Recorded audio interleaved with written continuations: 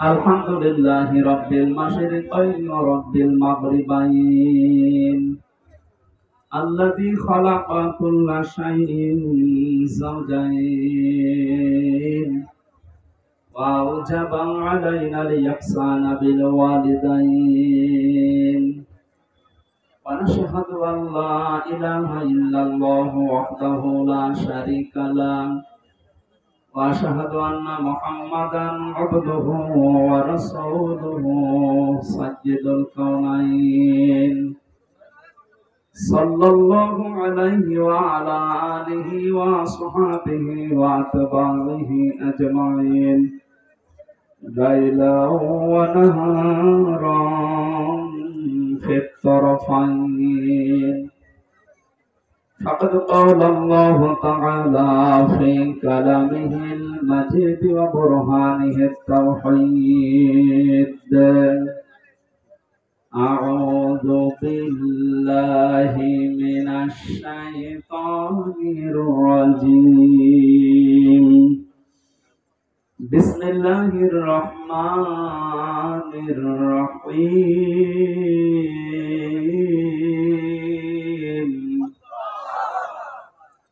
إذا جاء نصر الله والفتح ورأيت الناس يدخلون في دين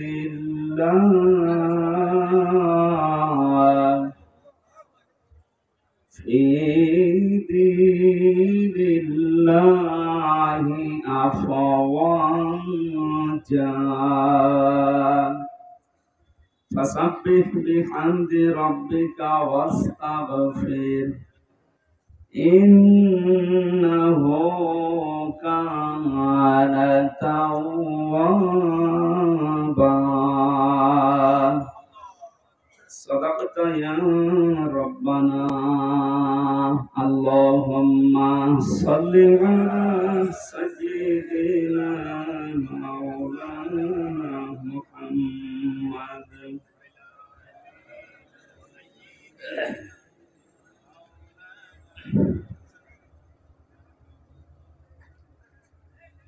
খোলাফায়ে রাশেদার সোনালী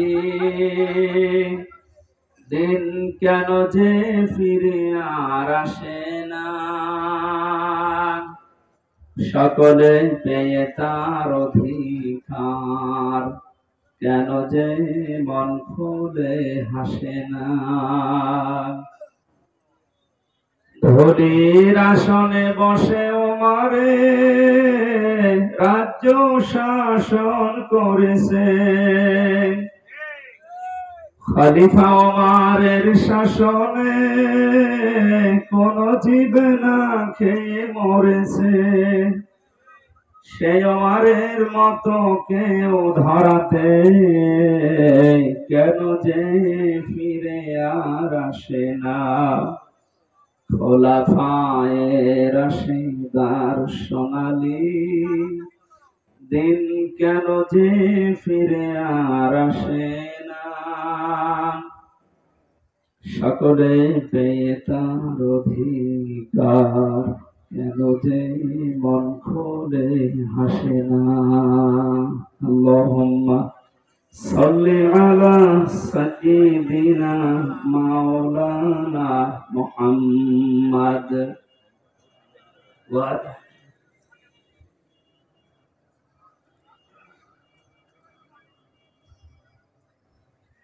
আলহামদুলিল্লাহ। বাংলাদেশের ঐতিহ্যবাহী জেলা বাগেরহাট সদর থানার অন্তর্গত ভট্ট কনকপুর সিদ্দিকিয়া আমিনিয়া মদিনাতুল উলুম মাদ্রাসার উদ্যোগে শহীদ আল্লামা দেলাওয়ার হোসাইন সাইদি রহমতুল্লাহ আলাইহি ও বৈষম্য বিরোধী ছাত্র আন্দোলনের শহীদদের স্মরণে চুলকাটি বাগেরহাটের উদ্যোগে মহাবিশ্বের মহাবিশ্বয় আমাদের মালিক আমাদের মনিব মহান রব্বুল ইজ্জাত ওয়াল জালালের মুখের পবিত্র বাণী কোরআন কারীম, পবিত্র কোরআনের এই পবিত্র অনুষ্ঠানের সম্মানিত সভাপতি, অত্র মাদ্রাসার শ্রদ্ধাভাজন মহতামিম বড় ভাই হাফেজ মাওলানা আলী আহমেদ দামাত বারকাতুহুল আলিয়া, মঞ্চে বসা আপনারা দেখতে পাচ্ছেন। এমনিতে আজকে একটু সময় কম হয়ে গেছে। একটা আয়াত থেকে তাফসীর করতে হলে যে ৬-৭টা বিষয় সামনে রাখা লাগে, এগুলো পয়েন্ট আকারে বলতে গেলে সময় হবে না। এতগুলো মানুষের নাম যদি একটা একটা করে বলি আর কারোটা বলি না বলি, মন খারাপ হয়। আমরা যা করব আল্লাহর জন্য করব। মান আহাব্বা লিল্লাহি ওয়া আবগাদা লিল্লাহি ওয়া আতাআ লিল্লাহি ওয়া মানাআ লিল্লাহি ফাকাদ ইসতাকমালাল ঈমান। এই হাদিসটায় 4টা পয়েন্ট আছে। কাউকে ভালোবাসলে আল্লাহর জন্য ভালোবাসবেন। আজকে দুপুরবেলা খাবার সময় ভাই আমাকে ওইটা বলছিল, আমি ভালোবাসি আল্লাহর জন্য, লোক দেখানোর জন্য না। কাউকে যদি আমি সত্যি ঘৃণা করি, এটা আমি আল্লাহর জন্য ঘৃণা করি। শহীদ আল্লামা দেলাওয়ার হোসেন সাঈদীকে আমি জীবনে 2বার মাত্র দেখলাম, জেলখানায় একবার আর বাইরে চুয়াডাঙ্গায় একবার। এছাড়া সরাসরি দেখা হয়েছিল বিশ্ববিদ্যালয়ে থাকাকালীন, ওই যে উনি যখন এমপি ছিলেন, একবার। খুব কম সময় ওনার সাথে, কিন্তু ওনাকে ভালোবাসি আমি না দেখে আল্লাহর জন্য। ইন্নাল্লাযীনা আমানু ওয়া আমিলুস সালিহাত সায়াজআলু লাহুমুর রহমানু বুদ্দা। আল্লাহ বলেন, অবশ্যই যারা ঈমান আনে আর ঈমানের দাবি অনুযায়ী যারা আমল করে, সৃষ্টি জগতের ভেতরে তার প্রতি একটা মহব্বত আমি আল্লাহ তৈরি করে দিই। তাকে আর সারা পৃথিবীতে, আমি কালকে মালয়েশিয়া থেকে নেমেছি, রাত 2টায় নেমেছি। নেমে বাড়ি থেকে এখানে সারা রাত সারা দিন এই গাড়ির উপরে এসে আমি মনে করলাম একটু কথাবার্তা বলবো, কিন্তু শরীর তো সাপোর্ট করছে না, ঘুম এসে গেছে। সারা রাত এমনিতে বিমানের ভেতরে কবির বিন সামাদ ভাই ছিল পাশে, উনি তো মজার মানুষ, তো ঘুমাতে দেয়। এরপরে আসার সময় ওই যে মাওলানা হোসাইন আহমেদের পরে কয়েকজন ছিল। অনেকদিন পরে যেহেতু ড্রাইভার সাহেবের সাথে দেখা নেই, এই কথা বলতে বলতে ঘুমাতে পারি না। এরপরও আমরা যে কথাটা বোঝাতে চাই যে আমি ওনাকে ভালোবেসেছি, এর আগেও এখনো বাসি, আমি মরণ পর্যন্ত ওনাকে ভালোবাসবো আল্লাহর জন্য, কারণ উনি আল্লাহর দ্বীনের খাদেম। 2 নম্বরে, আমি কাউকে যদি ঘৃণা করি, দেখতে না পারি, সহ্য আমার না হয়, এটা আমার আল্লাহর জন্য হয় না, আমার ব্যক্তিগত কারণ না। হ্যাঁ, আমি রিমান্ডে 10 দিন ছিলাম, আপনারা জানেন। 3টা বছর আমি যাই না, ঘরের নাম শোনেন, ওই রকম জায়গায় ছিলাম। আমি আল্লাহর জন্য ওনাদেরকে ঘৃণা করছি এবং আপনাদেরকে ঘৃণা করার জন্য বলছি, এই কারণে, কারণ এগুলো মানুষ না, মানুষ নামে এগুলো জানোয়ার।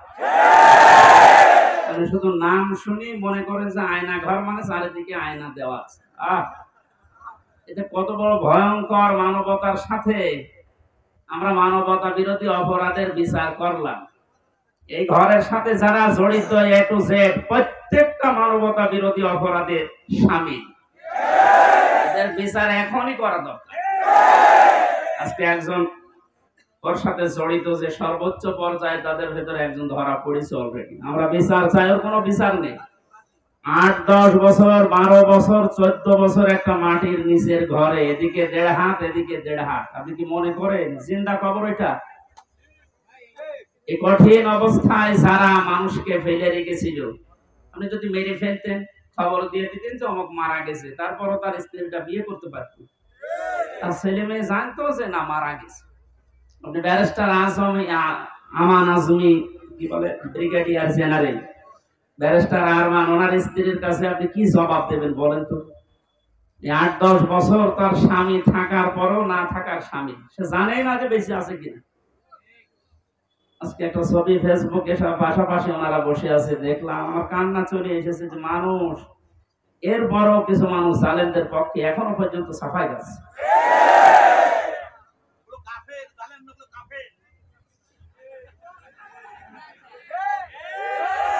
ঠিক আছে ভাইয়া, এ দেখেন আমার হাতে কোরআন শরীফ, সত্য কথা বলছি, আল্লাহর কসম। আমি যে কষ্ট পেয়েছি 3 বছর, আমার কষ্টের কথা আমি আল্লাহর জন্য মাফ করে দিয়েছি, কিন্তু ওনারা যা করেছে ওটা মাফ পাওয়ার মতো না। ওনারা তো আমার শুধু শত্রু না, ওনারা মানবতার শত্রু, আল্লাহর শত্রু। রিমান্ডে আমার সাথে যে ব্যবহার করেছিল, আল্লাহর ভুল ধরতো মাঝে মাঝে। এই যে অফিসার গুলো ছিল, কাউন্টার টেররিজমের এই মেন দায়িত্বে যে লোকটা ছিল, আসাদুজ্জামান, মনিরুল তো আগে ছিল আমার সময়, আসাদুজ্জামান, এরপরে এসপি আতিকুর রহমান, শেখ ইমরান, এই বাগেরহাটে বাড়ি। এই মানুষগুলোর আচরণ আমি মানুষের পাইনি। রিমান্ডে আপনি আমার মামলার কথা জিজ্ঞাসা করেন, যে বিষয়ে আমাকে মামলা দেওয়া হয়েছে ওইগুলো বলেন যে আমি কিছু পারি কিনা, দেখেন না আল্লাহর ভুল ধরে যে আল্লাহর এই কাজটা করা ঠিক হয়। তো ওরে আমি ভালোবাসবো না ঘৃণা করবো? কার জন্যে? কারণ কি, এর আয়াতে হাদিসের পরে যে শব্দগুলো আছে দেখে, যে ব্যক্তি কাউকে কিছু দান করে সেজন্য আল্লাহর জন্য দান করে। এখানে 7 বার আমি আসার চেষ্টা করেছি, লক্ষ লক্ষ টাকা খরচ হয়ে গেছে, কিন্তু আমার উঠতে দেবে। এই জন্য এখানে যদি আপনি কিছু এই খরচটা তোলার জন্য দিয়ে যান, যে ড্রাম গুলো দেওয়া আছে, জোর করে না, আল্লাহর জন্য দিয়ে যাবেন। কাউকে যদি কিছু না দেন যে আমি দেব না, তাও যেন আল্লাহর জন্য হয়। এই 4টা কথা যদিও সহজ, এটা কত কঠিন মানা, এখন সে বাস্তবতা চলে এসেছে। এই কঠিন অবস্থায় এই 4টা বিষয় আমরা যারা মেনে চলতে পারি, নবীজি বলেন ফাকাদ ইস্তাকমালাল ঈমান, সে তার ঈমানকে পরিপূর্ণ করে নিয়েছে। এই হাদিসটা আমাদের জীবনে আমল করার তৌফিক আল্লাহ যেন দান করেন, আমিন। মঞ্চে বসা আমার মাজলিসের এই বাগেরহাট জেলার শ্রদ্ধাভাজন সভাপতি, শ্রদ্ধাভাজন জেলা আমির সাহেব, এরপরে যে ভাই সে এই লন্ডন থেকে এসেছে, এই যে আমার আগে কথা বলছিলেন যে ভাই যতগুলো মানুষ এখানে এসেছে, আমার শ্রদ্ধাভাজন মামা শ্বশুর এসেছে আজকে আমার সাথে আমি বাগেরহাট দেখার জন্য। মাওলানা আলমগীর হোসাইন সহ নাম না জানা প্রত্যেকটি আলেমদের হায়াতে তয়্যিবা সিহাতে কুল্লিয়া কামনা করছি। আরফা'না লাকা যিকরাক, আল্লাহ এদের মর্যাদা সম্মান আরো বাড়িয়ে দেন। সামনে বসা মুসলমান ভাইরা, পর্দার আড়ালে সম্মানিত মা এবং বোনেরা, প্রশাসনের ভাইরা, প্রাণপ্রিয় বাগেরহাটবাসী, আল্লাহর দরবারে শুকরিয়া জানাচ্ছি, যিনি আমাদেরকে বিজয়ের স্বাদ কি এটাই জীবনে দেখার তৌফিক দিলেন। পরাধীন থাকলে যে কি হয় আমি নিজে টের পেয়েছি, আপনারাও দেখেছি। সবচাইতে বেশি পেয়েছিলাম ওই 10 দিন মাটির নিচে, ওরা সব চারিদিকে 8-10 জন বসা, আমি একা, এমনি আমার শরীর চলে না। এরপরে আবার এরকম ভয়ঙ্কর ঘর, এরকম ভয়ঙ্কর অবস্থা, এক এক দিক থেকে এক রকম উল্টা পাল্টা প্রশ্ন করে। বলেন তো কত একটা অসহায় অবস্থায় ছিলাম, আমার মনে হচ্ছিল পৃথিবী বলতে আর কিছু নেই। 11টা ঘন্টা আমার এই হাতের ভেতরে হ্যান্ডকাপ দিয়ে, ওটা ছাতা লাগালে এমনি কেটে যায়, চোখ কালা কাপড় দিয়ে বেঁধে মাটির নিচে ওই ঘরে, চারিদিকে শুধু পানির আওয়াজ শোনা যায়। এর উপরে 11 ঘন্টা আমার জোহর আসর মাগরিব এশার নামাজ পড়তে দেয়নি, আমি এশারায় পড়েছি। অজু আছে কি আছে, অজু করবো কোথায়? বলেন এই কঠিন অবস্থা বাংলাদেশের মতো জায়গায়, আর আমার চাইতে ভয়ঙ্কর ছিল তো ব্যারিস্টার আমান আরমান, ব্রিগেডিয়ার ভাই আমান আজমি ভাই, এদের অবস্থা আরো কঠিন। আমি মাঝে মাঝে 7 মাস 8 মাস 9 মাসের কথা শুনতাম উপর থেকে, যাদের 7 তলায় 9 তলায় ঘুম দেখেছি। এই ঘুম শব্দটা যদিও ছোট, এটা কত ভয়ঙ্কর জিনিস। আমি তো 7-8 মাস আমি জেলে আছি জানতাম, বাইরের মানুষও জানতো, আমার পরিবার। ওদের এই 8-9 বছর জানেই না যে বেঁচে আছে কি। আমারও ঘুমের মতো রেখেছিল, কারণ আমার কোনো যোগাযোগ ছিল না, বিচ্ছিন্ন। মার্ডার করে গেছে সে 2 দিন পরে 7 দিন পরে মোবাইলে কথা বলতে পারে বাড়িতে যে আমি আছি, আর আমার 8 মাস হয়ে গেছে আমি জানি না যে বাইরে কেউ আছে কিনা। কারারক্ষীর কাছে একটু চিরকুট লিখে দিলে ওই যাবে আসবে, তারপরের দিন তার ডিউটি পড়বে, বাড়িতে যাবে, বাড়ি থেকে সংবাদ আসবে, সে আসতে আসতে মনে হবে সংবাদ বাসি হয়েছে। এই জন্য পরাধীন ছিলাম আমরা, এখন আলহামদুলিল্লাহ স্বাধীন হয়েছি। স্বাধীন হলে বিজয় পেলে মানুষ কি করবে, আজকের তেলাওয়াত কি তো আয়াতগুলোতে আল্লাহ জানিয়েছে। আমরা কোরআন থেকে নিতে চাই নাকি? মান ক্বালা বিহি সাদাকা, যারা কোরআন দিয়ে কথা বলে, নবীজি বলেন এরা সত্য কথা বলে। এই জন্য আমরা সত্য কথা শুনতে চাই এবং বলতে চাই কোরআন দিয়ে। আমান আস্তাকু মিনাল্লাহি কিলা, আল্লাহর চাইতে সত্য কথা কেউ বলে? আর আমান হাকামা বিহি আদালা, যারা কোরআন দিয়ে বিচার করে এরা ন্যায় বিচার করতে পারে। সত্যি যদি কোরআনের বিচার ব্যবস্থা কায়েম হয়ে যায়, জালেম যারা এরা যদি এদের বিচার দুনিয়ায় পেয়ে যায়, এদের উপকার, আমাদের উপকার। কারণ জালেমের বিরুদ্ধে মামলা হামজার না, জালেমের বিরুদ্ধে মামলা কার? এটা কি আমি বানালাম? সূরা শূরা 25 নাম্বার পারা 6 নাম্বার পৃষ্ঠা 12 নাম্বার লাইনে 42 নাম্বার আয়াত। আল্লাহ পাক বলেন, ইন্নামাস সাবিলু আলাল্লাযীনা ইয়াযলিমুনান নাস ওয়া ইয়াবগুনা ফিল আরদি বিগাইরিল হক উলাইকা লাহুম আযাবুন আলীম। এটা তাফসীরে ফি জিলালিল কোরআন। আমি জেলখানায় থাকতে যে তাফসীরগুলো দেখলাম তার ভেতরে এটা একটা, ফি জিলালিল কোরআন। জালেমরা বাস্তবতায় যা দেখলাম, এই জালেমগুলো জানে না যে জেলখানায় বসে বসে সাইয়্যিদ কুতুব এই জিলালিল কোরআন তাফসীর লিখেছে। এইটা জেলখানায় চলতে দেয়, অথচ সাইয়্যিদ আবুল আলা মাওদুদী রাহমাতুল্লাহ আলাইহির ফি জিলাকি তাফহিমুল কোরআন ঢুকতে দেয়। জালেমরা জানে যে ওইটা চাইতে ওইটা কত বড় কঠিন, আর ওর লিখাই হয়েছে জেলখানায় বসে ওটা পড়তে দিত।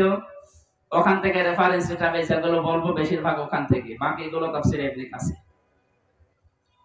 আল্লাহ পাক বলেন, কিয়ামতের ময়দানে আমি আল্লাহ নিজে মামলা দায়ের করব, আমি নিজে কেস করব, নিজে অভিযোগ দায়ের করব তাদের বিরুদ্ধে যারা মানুষ হয়ে মানুষের উপরে অত্যাচার চালিয়েছে। ইয়াজলিমুনা নাস, আল্লাহ ইয়াজলিমুনা এটা মোজারে দিয়েছে, বর্তমান ভবিষ্যৎ, প্রেজেন্ট ফিউচার। নাস দিয়েছেন আল্লাহ, ইয়াজলিমুনা আল মুসলিমুনা দেয়। মানুষ হয়ে যারা মানুষের জুলুম উপরে জুলুম করে, তাদের অধিকার নষ্ট করছে, করবে, তারা মামলার আসামি। হামজা না আল্লাহ?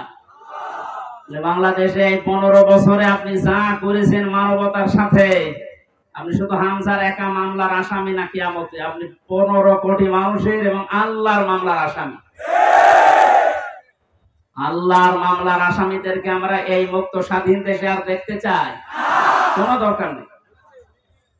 শয়তান যেমন আল্লাহর গজব প্রাপ্ত, এগুলো আল্লাহর গজব প্রাপ্ত।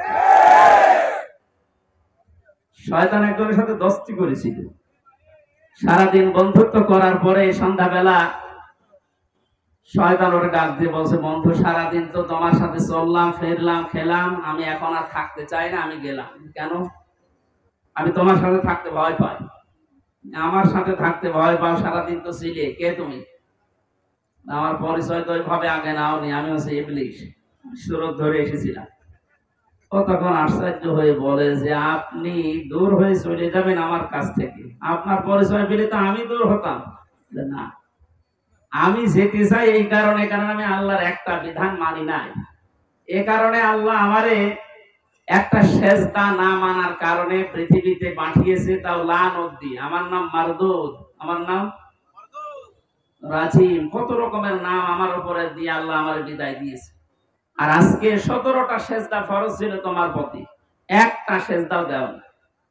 আল্লাহ রাগ করে তোমার উপর যে গজব নাযিল করবে, ও গজবে আমি শয়তানও পড়ে যাব। ও আল্লাহর একটা বিধান লঙ্ঘন, সেজদা, এটা লঙ্ঘন করে যদি ভয় পায়, এই 15 বছরে আপনি 500 বিধানের একটাও মানেন না, আরো মানুষকে মানতে দেন না। এর গায়ে যদি জিন লাগে নিয়ে আসবে এর মা বাবা আমার কাছে, সূরা নাস আর ফালাক আমাকে আয়াতুল কুরসি পড়ে ফু দিলে চলে যাবে, এটা আমাদের বিশ্বাস। কিন্তু যাই হোক, আর আমার তো মনে হচ্ছে এই ঘটনাটা বলার পর শয়তান আল্লাহর একটা মাত্র বিধান সেজদা দেওয়া লাগবে এটা মানে নাই, কিন্তু আল্লাহর বিধানের এগেইনস্টে নতুন করে কোনো বিধান শয়তান বানায়নি।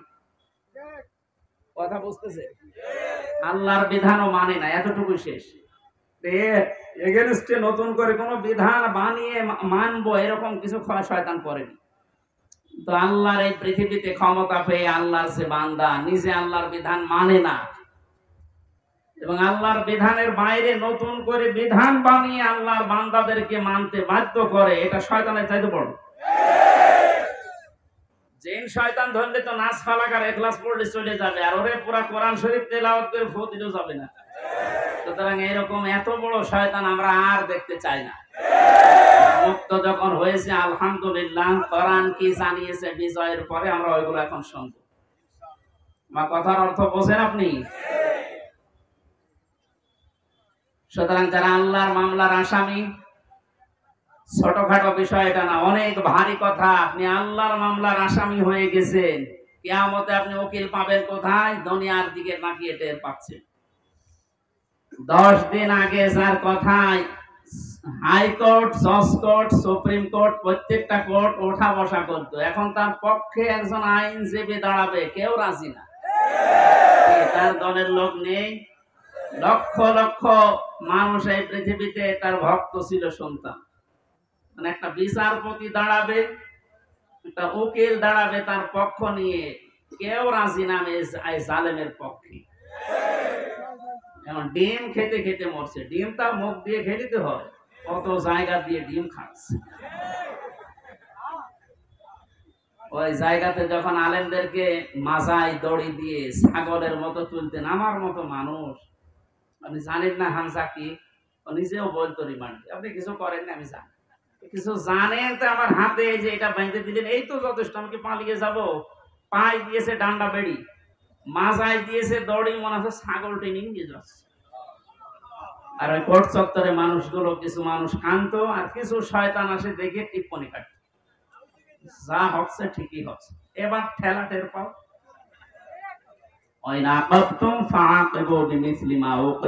যতটুকু আপনার উপরে করা হয়েছে অতটুকু আপনি করেন, ওর চাইতে বেশি না। অতটুকু করলেও আপনি এই 15 বছর দুনিয়ায় বেঁচেও থাকতে পারবেন না। যা করেছেন যদি অতটুকু আল্লাহর ভাষায় আমরা করতে চাই, সত্যি আপনি পারবেন না। এদেশের বহু মেধাবী সন্তানেরা এই কোটার বিরুদ্ধে এমনি আন্দোলন করে না। বিশেষ করে এই 17 বছরের বাস্তবতা আমার জীবনে আমি যতটুকু দেখেছি, আপনি তাকান তো। অনার্স মাস্টার্স করার পরে বিশ্ববিদ্যালয়ে ফার্স্ট ক্লাস ফার্স্ট হওয়ার পরেও নেবে না, দলীয় পরিচয় পেছনে বিএনপি করে, শিবির করে, এইটা একদম। আরে ওইগুলো না দেখে আমার মেধা আছে কিনা ওইটা দেখ। কত বড় জুলুমের শিকার বানিয়ে রেখেছিলেন এই ছাত্র জনতাকে বলে। আল্লাহ এমনি এমনি নাড়া দেয়নি। কোরআনের পাখি সেই 15-16 বছর আগে একবার বলেছিল যে একটু 12 কোটি জনতা নাড়া দেবে গাছের গোড়া ধরে, দিল্লি গিয়ে পড়বা মামু বাড়ি। ঠিক তাই, খাপের খাপ মমতাজের বাপ মিলিয়ে গেছে। আরে আমরা তো কিছু করি না, খালি হাতে তাহলে একটু নাড়া দিয়েছি, আর সবাই না, খালি ছাত্ররা একেবারে জায়গা মতো যে পুলিশ। শ্বশুর বাড়ি আমাদের তো মামার বাড়ি।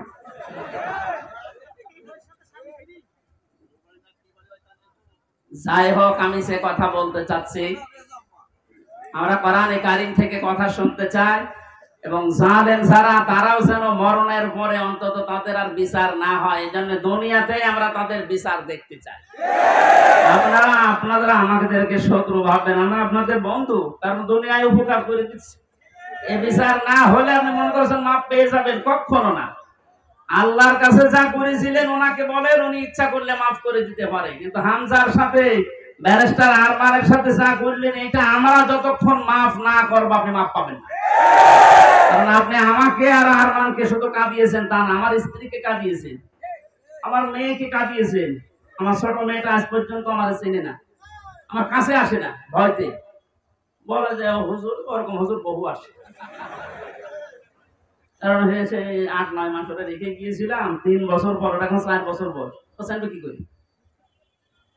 আপনি শুধু আমার একা ক্ষতি করেননি, আমার মা বাবার ক্ষতি করেছেন, আমার স্ত্রীর ক্ষতি করেছেন, আমার সন্তানের ক্ষতি করেছেন, আমার সংসারটা নষ্ট করে দিয়েছে। সব কিছু এরকম হামজা একা, লক্ষ লক্ষ মানুষ এই দেশে আমার মতো ভিক্টিম। আপনি মাফ পাবেন কয়জনে? 1 জন, 2 জন, 5 জন মাফ, কয়জন মাফ করতে পারে বলেন? এই লোকটাকে যদি আপনি মেরে ফেলেন তাহলে ওনার বিচার কি? ওনারও মেরে ফেলা লাগবে। ওনাকে যদি আমি মেরে ফেলি, আমার একটা বিচার এই যে আমাকে যদি মেরে ফেলেন তাহলে বিচার শেষ। কথা বলছেন আমার? আর একটা সিস্টেম আছে, হ্যাঁ, ওনার স্ত্রী, ওনার মা বাবা, সন্তান আদি যারা, ওরা যদি মাফ করে দেয় টাকা পয়সা নিয়ে, জরিমানা নিয়ে, তাহলে মাফ হবে। তাছাড়া আর কোন সুরত নেই। ওই 10 বছর, 15 বছর, 18 বছর, 30 বছর জেল দিয়ে ওই লোকটা শুধু জেল খাটাই হবে, তার উপর আবার আরেকটা জুলুম হয়ে যায়। কিন্তু ওনাকে মাফ পাওয়ার জন্য কোরআনে কারিমে হাদিসে যে 2টা বিষয় আমরা পাই। 1 নম্বরে ওনারে মাফ পাওয়ার জন্য ওনারে মেরে ফেলা লাগবে। এক কথা বলে না কেন? 2 নম্বরে শুধু মেরে ফেলা না, ওনার আত্মীয় স্বজন যদি টাকা পয়সা নিয়ে দিয়ে বলে যা মাফ করে দিলাম, ঠিক আছে। তাছাড়া মাপ পাওয়ার আর কোন লাইন আছে? লাইন আছে? ওনার জীবন কয়টা? উনি আমাকে মেরেছে, আমি ওনাকে মেরে ফেললাম, শেষ হয়ে গেল। কিন্তু ওই লোকটা যদি 500 মানুষ 2700 ছাত্র হত্যা করার কারণ হয়, ওকে 2700 বার মারা লাগবে। পরে 2700 বার মারা যাবে? এমনি মরে গেছে, এমনি মরে যাচ্ছে। তো 2700 বার মারা যাবে কোন কায়দায়? একবার মরলে তো শেষ।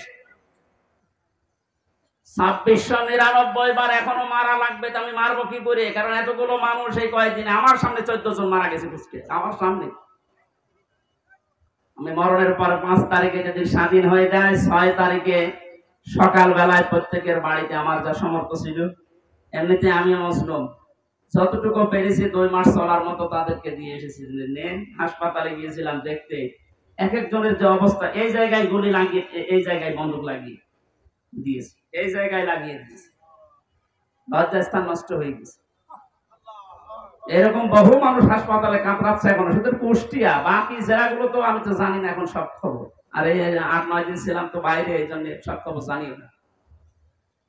সুতরাং আমাকে যদি আপনি একজন মারার জন্য মেরে ফেলতেন, আমার তো বিচার হয়ে যেত। আমি তো কারণ হয়ে দাঁড়িয়েছি 2700 মানুষ মারার, আমাকে তো 2700 বার মারা লাগবে।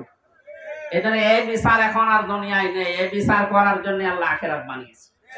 2700 বার আপনাকে মারবে, আপনার লজ্জার স্থান নষ্ট করে দেবে। এই জন্য বলছি, জালেম যারা আছেন এখনো ফিরে এসে সে সমস্ত মানুষের উপরে জুলুম করেছিলেন, ওনাদের কাছে যান, ওনারা যদি কিছু করতে পারে। তাছাড়া আল্লাহ জানিয়েছেন যে আমি মাফ করব না, কারণ এটা আমার, আমি দায়িত্ব ছেড়ে দিয়েছি যাদের উপরে জুলুম করেছিল তাদের উপর। এখন তাদেরকে বলেন, ওনারা যদি মন থেকে কিছু করে, তাছাড়া আপনি দুনিয়াও ধ্বংস করেছেন, আপনার আখিরাতও ধ্বংস হয়ে যাবে। আল্লাহ তুমি আমাদেরকে জালেম হওয়া থেকে রক্ষা করো। এই শব্দটা শুনতে যদিও সহজ মনে হচ্ছে, জালেম, এটা কত বড় নিকৃষ্ট আল্লাহর কাছে। কারণ জালেমদেরকে আল্লাহ বারবার কোরআনে জানিয়েছেন, আল্লাহু লা ইয়াহদিল কওমাজ জালিমিন, জালেমদের আমি পথ দেখাই না, হেদায়েত দেই না। আমরা যদি অনেকে বলে, হুজুর আমাদের কেন্দ্রীয় আমির বারবার দোয়া করে, তো দোয়া করে করব কি? জালেমদের তো হেদায়েত হবে না, জালেমদের কোনো হেদায়েত নেই। আর জালেমকে ক্ষমা করে দেওয়ার অর্থ হচ্ছে মাজলুমের উপর অবিচার করা। আপনি কোনদিন ব্যারিস্টার আজমের আরমান, ব্যারিস্টার আরমানের স্ত্রীর কাছে মাপ পাওয়ার কথা না, সে মানুষ ছিল আপনার মতো। এরপরও বলছে আপনারা চেষ্টা করেন, যদি মাপ পান, না পাইলে বুঝবেন আপনার দুনিয়া আখিরাত ধ্বংস হয়ে গেছে। আল্লাহ তুমি আমাদেরকে মাফ করো, বলেন আমিন। কোরআনের বিচার যতদিন পর্যন্ত কায়েম না হচ্ছে, বসে থাকার, থেমে থাকার আমাদের কোনো সুযোগ নেই। যে যেখান থেকে আসি আমরা চেষ্টা চালাবো, চর্ম চোখে দেশে দেখতে চাই আল্লাহর কোরআন দিয়ে বাংলাদেশটা চলছে। কারণ আমরা তো দেখলাম যে বাবা চালালে কেমন লাগে, চাচা চালালে কেমন লাগে, স্বামী চালালে কেমন লাগে, বউ ভাবি সবাই চালিয়েছে, সবই দেখলাম যে কেমন লাগছে। একটা জিনিস এখন দেখতে বাকি আছে, যে কোরআন দিয়ে, আল্লাহর কোরআন দিয়ে রাষ্ট্র চালালে কেমন লাগে, এটা দেখতে বাকি আছে না?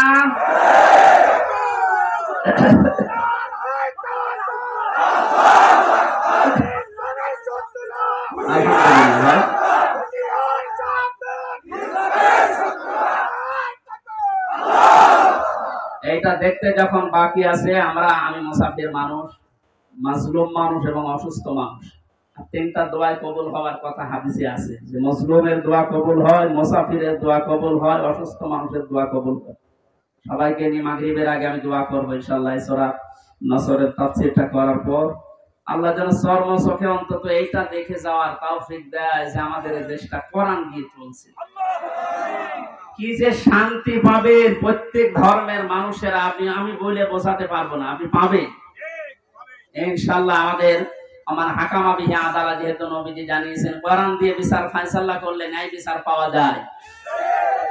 ন্যায় বিচার কি শুধু নাম শুনে ন্যায় বিচার পেয়েছি 17 বছর আমরা? আমার ঠনকো মূল্য শুনে মামলা দিয়েছিল, আমার মামলা খুব কঠিন না, মূল্য চুরি করলে যা হয় ওই রকম একটা। সেই মামলা আমার 30-32 বার হাইকোর্টে ওঠে, সিএম কোর্ট, জজ কোর্ট, হাইকোর্ট, তিনবার হিসাব করে দেখেন 30 থেকে 33 বার উঠেছে, না হবে না। আর এদিকে প্রতিদিন আপনি টিভির সামনে বসে বলি ছড়ান যে আমরা ন্যায় বিচার কায়েম করছি। এই ন্যায় বিচারের একটা নমুনা যা করেছেন বিচার ব্যবস্থায় যাদেরকে বসিয়েছেন প্রত্যেকটা অবিচার করেছে। আর আমার 164 যে ম্যাজিস্ট্রেট নিয়েছিল ওই শয়তানকে আমি জেলখানায় যাওয়ার 3 মাস পরে দেখি ও ভেতরে ঘুরে বেড়াচ্ছে। এখানে কেন? ও আমার বেকার ওই সমস্ত বিষয়গুলো লিখে মানে একেবারে জালিয়াতি করে সই করিনি। বলছে হুজুর আপনি মাত্র কিছুক্ষণ পরে বেরিয়ে চলে যাবেন, কারণ আমি 164 বুঝতাম না। ওইসব লাইনের লোক আমরা, এই সিটারি বাঁটমারি এই 2 নাম্বারই করে বসে খালি সই করে দেন, নিচে আপনার ছোট ছোট মেয়েরা কাটতেছে আমি জানি আপনি চলে যাবে। ওর উপর বিশ্বাস করে আমি সই করি, নিচে আসলাম, দেখা সাক্ষাৎ করে আমার ছেলে পাঠিয়ে দিলে আনন্দে আছে যে কয়েকদিন মাত্র বের হয়ে যাবে। ও আল্লাহ শুনছো এটা 164 আমি যা যা বলতে চাইনি ওই শয়তান সব লিখে খালি আমার সইটা বসিয়ে দিয়েছে। পরে জেলখানায় দেখি কাশিমপুরে বললাম কি আপনি এখানে, আপনি কাজটা ঠিক করলেন, জেনে শুনে আমার জীবনটা এভাবে নষ্ট করলেন? বলছে আমার উপর থেকে যা বলেছে আল্লাহর ওলির আমি তাই করছি, আমার কিছু করার নেই। তা আপনি এখানে কি? বলছে আমার বউ মামলা দিয়েছে। বউ আমিও মামলা দেবো তোর নামে। এই জন্য আল্লাহ ছাড় দিয়েছিল কিন্তু ছেড়ে দেয়নি। আল্লাহর ধরা বড় শক্ত ধরা, যেটা আমরা আইন মন্ত্রী আরে দরবেশ বাবারে দেখে বসলাম কি দাপট গো। আমি মাঝে মাঝে আইন মন্ত্রীর আদালতে দেখতাম, আরে দরবেশ বাবা দেখতাম বসে আছে, আমার যখন নিয়ে যেত ওই উপরে দেখা যেত যে বসে আছে দরবেশ যে এই কাম করতে পারে আমার তো কোনোদিন বিশ্বাস হয়নি। দাড়ি কেটে নম হয়ে গেছে, শয়তান পর্যন্ত এখন ঘৃণা করেছে যে আমি এত খারাপ না। ধিক্কার যারা আপনাদের এই দাড়ি রাখায় সুন্নতকে নিয়ে হেয়ালিপনা করা, এই আর কি ঠাট্টা বিদ্রোহ করা। সুন্নত পর্যন্ত কেটে বাদ দিয়ে দিলেন, কিয়ামতে আল্লাহর নবী আপনাকে বাদ দিয়ে চলে যাবে। আল্লাহ তুমি আবার বলছে মানুষগুলো যদি, আমি আবার বলছি ভুল আর অন্যায় করা এটা কিন্তু এক না। ভুল মানুষ করতে পারে, কিন্তু জেনে শুনে অন্যায় করে ভুল বলে চালিয়ে দেবেন, যেটা এখন চালানো হচ্ছে। অন্যায় যারা করেছেন, অন্যায় করলে মাস্ট বি তাকে শাস্তি পাওয়াই লাগবে। আমরা কিছু না করে যদি শাস্তি পেতে পারি 3 বছর, আপনি করে তো আপনার 99 বছর শাস্তি হওয়া দরকার। প্রথম ছেড়ে যাওয়ার পরে যার সাথে দেখা, একেবারে গেট দিয়ে ঢুকে আল্লাহ সেই কি শাহজাহান জল্লাদ, এর সাথে প্রথমে হাত মিলিয়েছে।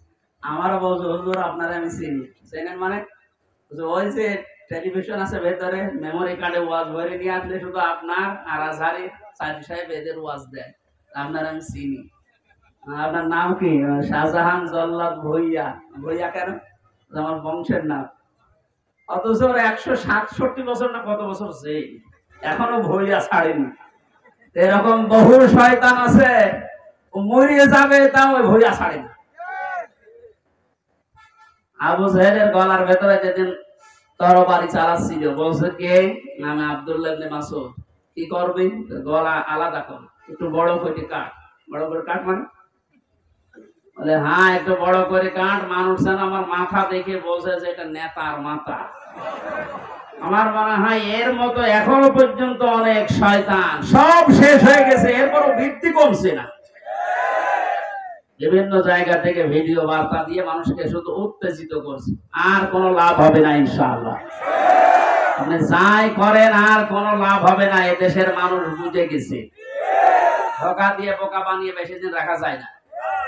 এই জন্য কোরআনের বিচার ব্যবস্থা যদি কায়েম হয়, দল মত এখানে আর নেই। সবাই যেহেতু আমরা মুসলিম, 96% মুসলমানের দেশে কোরআনের বিচার চলবে না মানে? এই কথা বলেন না কেন? এ বিষয়ে কারো দ্বিমত আছে? আপনি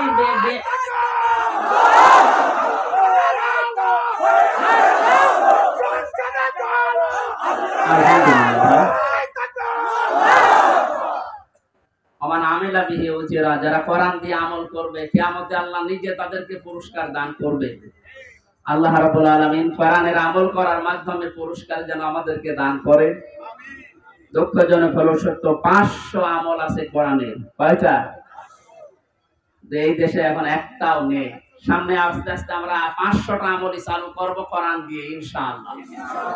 আমান দাআ ইলাইহি হাদা।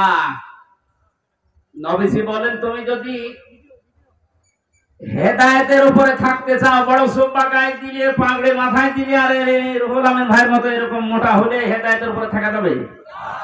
হেদায়েতের উপরে থাকতে হলে কোরআন দিয়ে ডাকা লাগবে। আমান দাআ, একালি প্রাণ আছে, দাআ ইলাইহি হাদা। কেউ যদি হেদায়েতের উপরে থাকতে চায়, সে যেন মানুষকে কি দিয়ে ডাক দেয়? আজকে থেকে আমার দাওয়াতি কাজের মেইন টার্গেট হবে কি বলেন তো? নবীজিকে পর্যন্ত আল্লাহ আদেশ দিয়েছেন, ইয়া আইয়ুহার রাসূল বাল্লিগ মা উনজিলা ইলাইকা মির রাব্বিক। হে রাসূল, আপনি তাবলীগ করেন, প্রচার করেন, দাওয়াতি কাজ করবেন কি দিয়ে? সুতরাং আমরা দলমত চিনি না, বুঝি না, এই সব কিছু যেন এই কেন্দ্রিক হয়। ফাকাদ হুদিয়া ইলা সিরাতিল মুস্তাকিম। কেউ যদি হেদায়েতের উপরে থাকতে চায়, কোরআন দিয়ে সে ডাকবে, এবং কেউ যদি কোরআনের ডাকে সাড়া দেয়, আল্লাহ নিজে তাকে হেদায়েত নসিব করে দিবেন। সুতরাং আজকে আমরা কোরআনে কারীম দিয়ে আপনাদেরকে ডাক দেব, আপনারা কোরআনের ডাকে সাড়া দেবেন। আমরা প্রত্যেকেই হেদায়েতের উপরে চলতে চাই, সিরাতে মুস্তাকিম আমরা পেতে চাই। আমিন। দরুদ আর সালাম পড়ছি মুহাম্মদ রাসূলুল্লাহ সাল্লাল্লাহু আলাইহি ওয়াসাল্লামের প্রতি। সূরা নাসর পড়েছি, মাদানী যুগের সূরা। কোরআন শরীফে 3 আয়াত বিশিষ্ট 3টা সূরা আছে, আসর, নসর আর কাউসার। কয়টা বলেন তো? নসর মানে সাহায্য, নসর মানে কি? আর নাসর মানে ঈগল। নুন সাদ র, নাসর মানে সাহায্য, নুন সিন র, নাসর মানে ঈগল পাখি। এজন্য এখানে যারা তেলাওয়াত করেন এই সূরাটা নামাজে একটু মুখ গোল করে পড়বেন। আল্লাহ পাক বলেন, ইযা জা আনাসরুল্লাহি ওয়াল ফাত। যখন আল্লাহর সাহায্য আসবে তখন আপনি বিজয় দেখতে পাবেন। যদি আপনি ইযা জা আনাসরুল্লাহি ওয়াল ফাত বলেন সিন দিয়ে, যখন ঈগল পাখি আসবে তখন বিজয় পাবেন। পুরা মানে উল্টে যাচ্ছে। এজন্য একটু খেয়াল করে শব্দগুলো উচ্চারণ করবে। যেহেতু এটা মাদ্রাসা আপনারা বানিয়েছেন, এলাকার মানুষেরা, আপনাদের একটা সুন্দর অন্তত ব্যবস্থা আছে। এই মসজিদ মাদ্রাসা দিয়ে শুধু ছাত্র ছাত্রী না, এখানে বয়স্ক শিক্ষা চালু করে যারা পড়তে পারেন না তাদেরকেও নিয়ে আসে, 2-3টা একটা ব্যাচ করে দিন। আমার গ্রামের বাড়ি কুষ্টিয়ার হালসা। আমি একবার যে দেখি মানুষ নামাজে একেবারেই নেই। গ্রামে তো যেতাম কম। মহসেন সাহেবকে বললাম, মানুষজন বন্ধু মানুষ নামাজ পড়ে, নামাজ পড়ে না, এটা এদের দোষ নাই, দোষ আমার।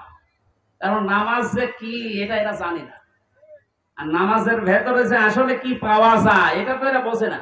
দেখেন, আমি ওই ব্যবস্থাটা করে দেই, তখন আর এই 2 জন 5 জন না, কমপক্ষে এই মসজিদে 500 মানুষ, ধরো 400 মানুষ চলে আসবে।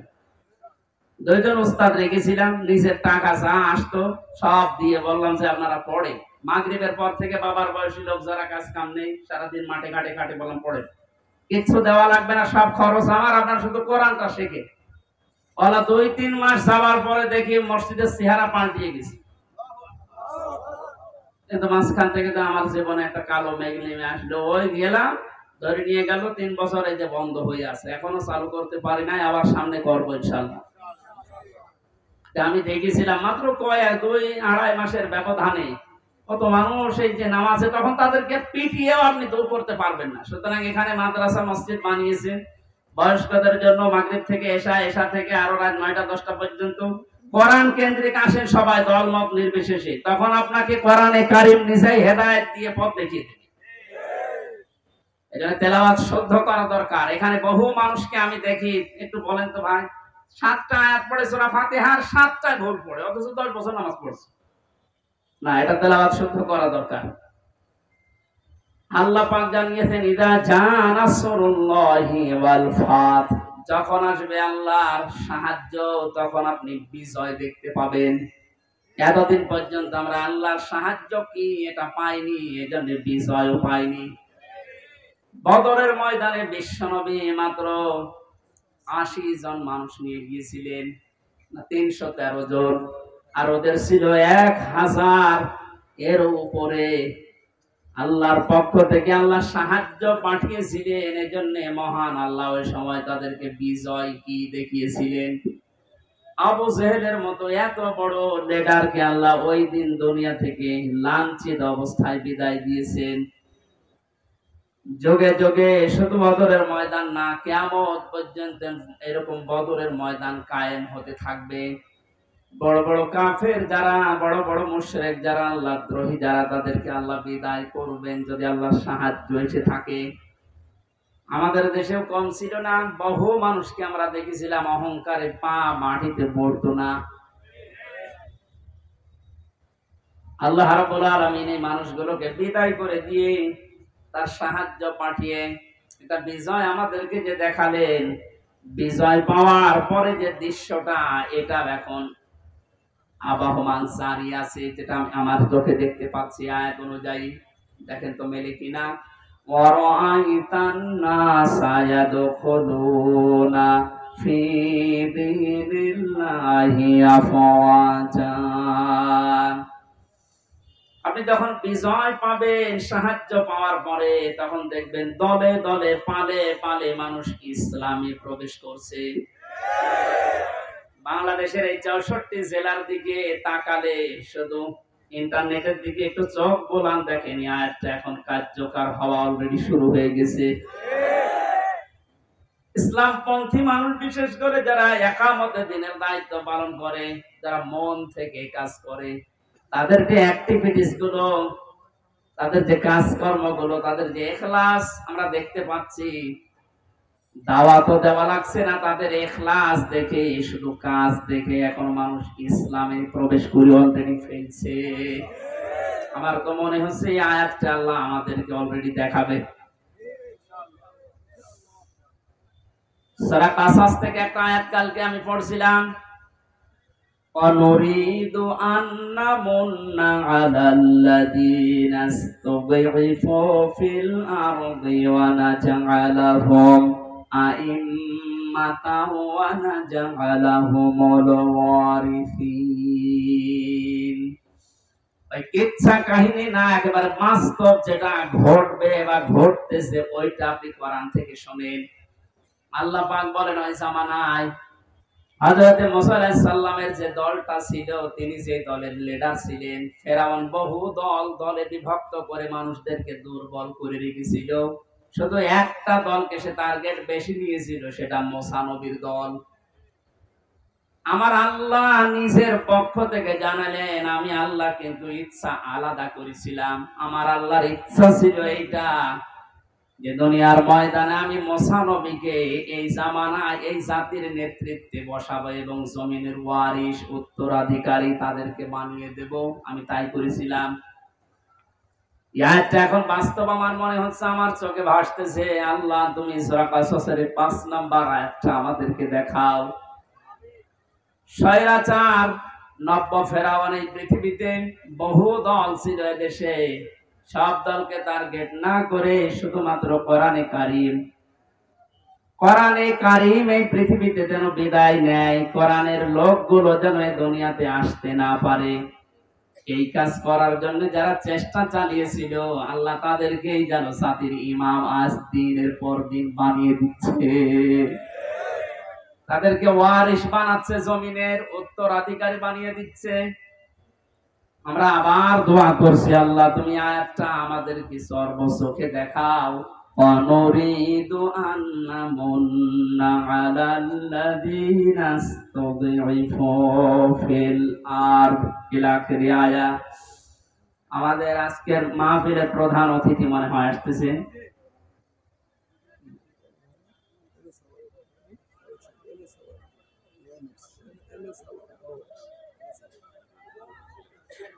আজকের মাহফিলের প্রধান অতিথি সাবেক সংসদ সদস্য,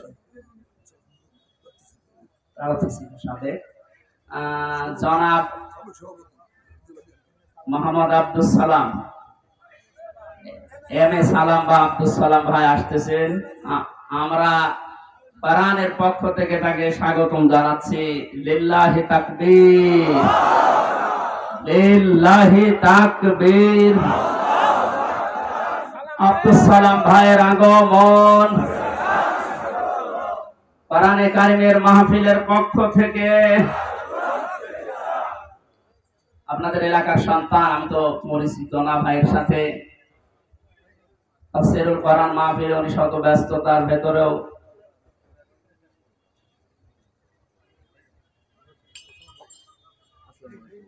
স্বাধীন বাংলাদেশের যে স্বাদ এখন আমরা পাচ্ছি, সেই দেশে উনি এসেছে, আলহামদুলিল্লাহ। সালাম ভাই একটু পরে কথা বলবো ইনশাআল্লাহ। আমরা একটা শেষ করিনি, আপনারা আছেন তো? পারিবারিক জীবন নিয়ে যে বইটা আমি লিখেছিলাম, ওই বইটা আমি নিয়ে এসেছি। ওইটা আপনারা যাবার সময় গেটে আছে আমার গাড়িতে, ওই ডানের গেটে নিয়ে যাবেন, কাজে লাগবে স্ত্রীদের জন্য। আমি ওইদিকে যাচ্ছি না, লিখেছিলাম জেলখানার দৃশ্যগুলো দেখে। আজকে আমাদের মাহফিলে যিনি এসেছেন প্রধান অতিথি হিসাবে জনাব এম এ সালাম ভাই, উনি আর কিছুক্ষণ পরে আপনাদের সামনে দোয়া নেবেন, কথা বলবেন। আমরা আয়াতটা শেষ করি, যেহেতু তাফসীরুল কোরআন মাহফিলে। অরাইতান নাসা ইয়াদখুলুনা ফি দীনিল্লাহ, একটু আওয়াজ কম করা লাগবে ভাই, একটু আওয়াজ কম করেন, কয়েক মিনিট আমি আয়াতটা শেষ করি, কথা বলা যাবে না। একটু পরে কোরআনের আয়াতের দিকে তাকালে আমি যেটা দেখতে পাই, এত খোলো না, এটা মোজারে, বর্তমান ভবিষ্যৎ, প্রেজেন্ট ফিউচার, ফি দীনিল্লাহ, আল্লাহর দ্বীনের ভেতরে। বলেন তো দ্বীন কার? আল্লাহ। দ্বীন কি আমির হামজার, এম এ সালামের? কার? দ্বীন আল্লাহ। বলেন দ্বীন কার?